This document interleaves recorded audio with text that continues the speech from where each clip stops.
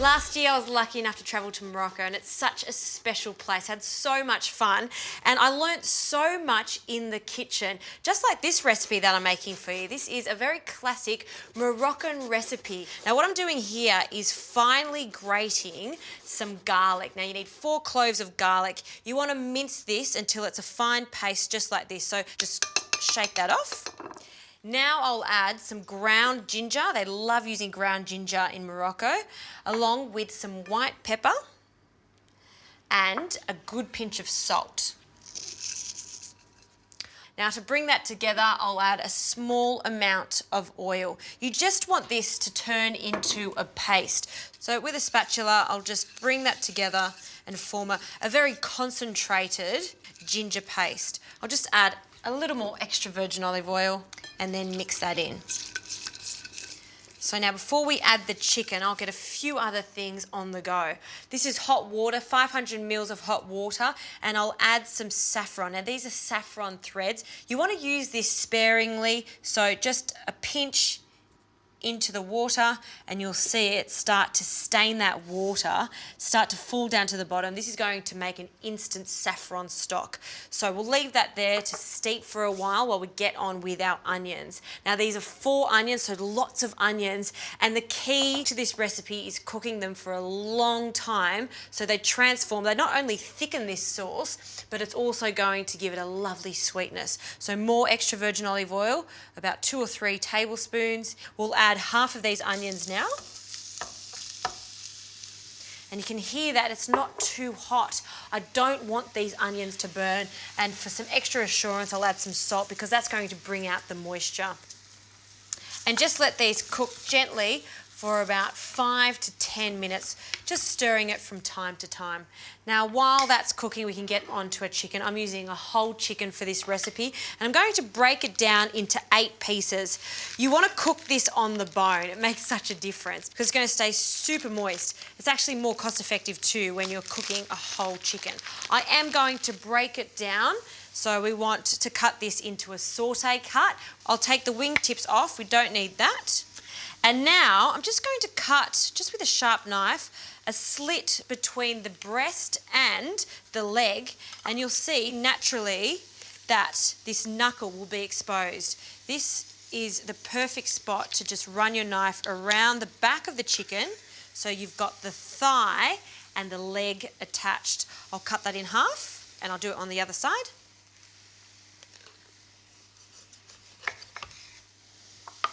And we'll cut that in half. So we've got our 4 pieces. We'll pop that into our marinade. And now for the chicken breast, so it's on the crown at the moment. I'm just going to cut through the soft cartilage and bones at the back, and that'll come away quite easily. And now for the crown of the chicken, I'm going to leave the wings on, and we'll cut that straight down the breastbone, and then I'll just switch over my knives just to cut through the bone there.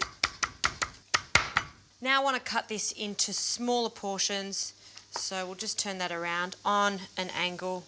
We'll cut through the chicken breast. Easy. I'm leaving the skin on too because I'm twice cooking this chicken. We're going to cook it slowly in our tagine, and then afterwards I'm going to grill it so we get a lovely crispy finish. That's done. Into the marinade, and now get your hands in here and mix it and just coat all of the chicken. Now, if you like, you could marinate this overnight, or you can get straight into cooking it. I'm going to allow it to marinate just for a few minutes while these onions finish cooking.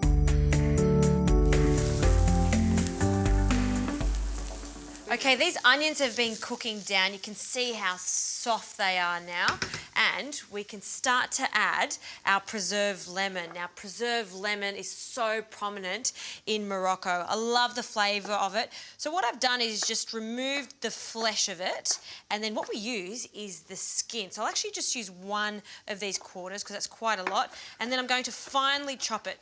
If you use too much preserved lemon, what will happen is it tastes a little bit soapy. So just a small handful is all you need to make a difference to this dish. All right, we'll gather that and we'll pop that in with our onions. It smells delicious. And then we'll give that a mix. And this will be the bed that our chicken will sit on. So just with my tongs, I'll add our chicken skin side down.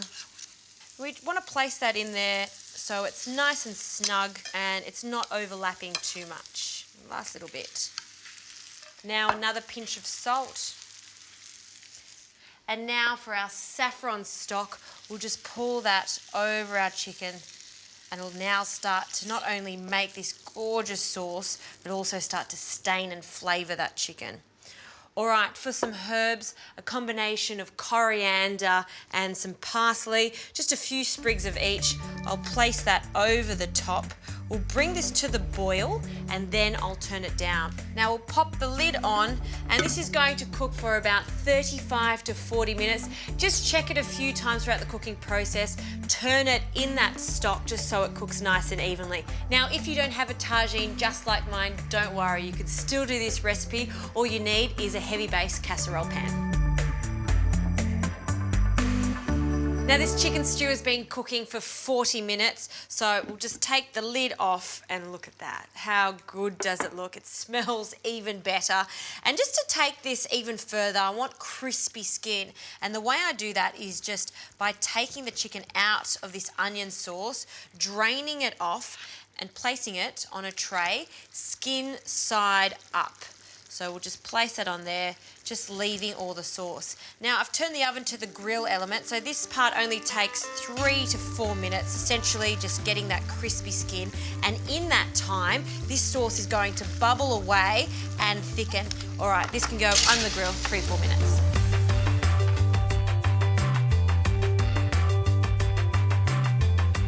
Okay, this chicken is cooked, it's super crispy, it's golden brown. Look how thick the sauce is, and I'll add some green olives. So you can just break them up, and I'll add half of these olives, and the rest will be a garnish on top. So just mix them through the sauce. And then for our chicken, we'll just place it neatly back into the tagine. It's just showing off that gorgeous chicken and its crispy skin. And then that can sit snug. That looks so good. And to finish it off, like I said, the olives, I'm gonna leave them whole and just scatter them around. Give this a go at home. It's such a delicious way of presenting chicken.